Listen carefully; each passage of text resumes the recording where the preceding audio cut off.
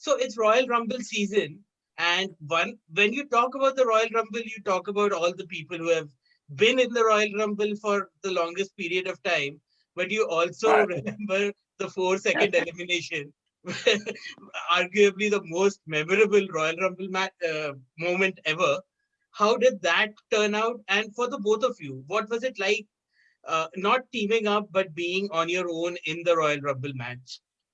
Oh, we were in quite a few, before that, mate, we were in quite a few battle royals. So we were used to Right. that situation.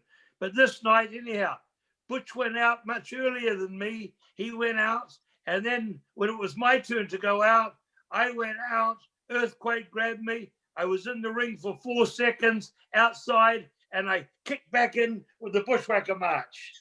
and that was remembered. Vince played that pre Royal Rumble for about 18 years. The last 2 years, he's never played that clip. But that's what the fans remembered. The only thing was, Butch was really pissed off. We got the same payoff.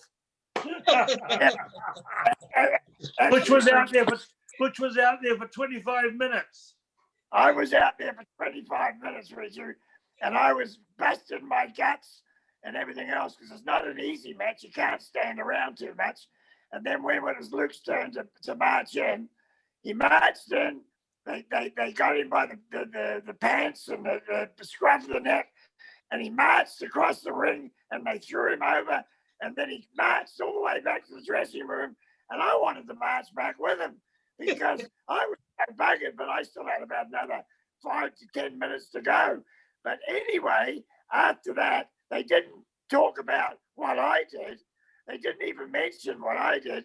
Luke got the mention all the time. What about, who was it? Which one of you guys? That was fantastic. You walked right in out of the ring and you walked right back without missing a step. And I said, yeah, but the trouble was when we got our checks 10 days later, he got the same money as I did. And I was busting my guts out there. So that was that. But we had a beer. And that was one of the funniest things that I've ever been involved in my life in a battle royal. So it's a simple thing, and yet it caught so much of the public's attention. It was priceless. It has to be one of the greatest Royal Rumble moments of all time. I agree.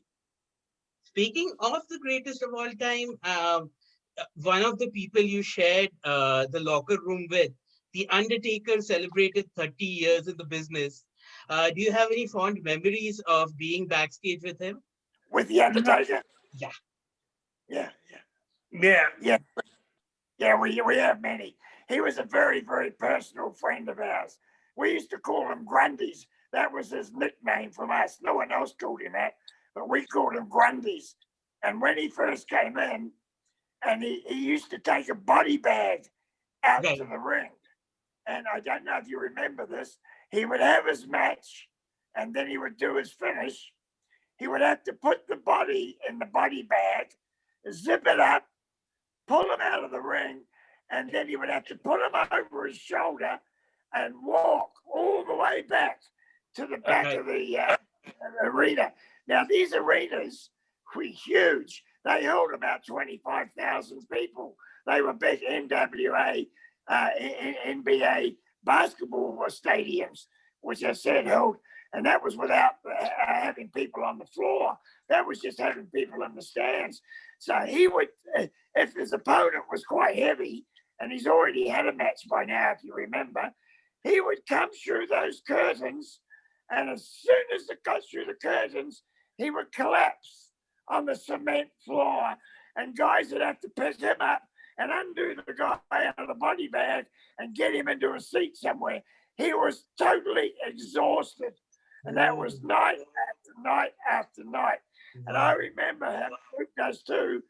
Some TV nights, he used to have to do that 5 or 6 times in one night, in a TV night.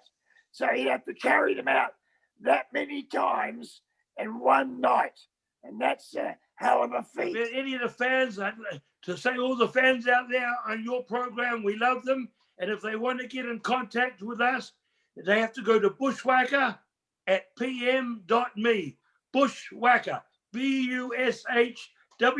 BUSHWHACKER at pm.me to get in contact if they want to see the Butch and Luke on tour in the next 2 years. This is going to be our last run, mate, and we hope to stop in India. Riju, Yes. we got another announcement. Our book, The Bushwhackers, Blood, Sweat and Cheers, will be out later on this year, and that's got all the ribs and all the stories over many, many years, over when we started to when we're finishing.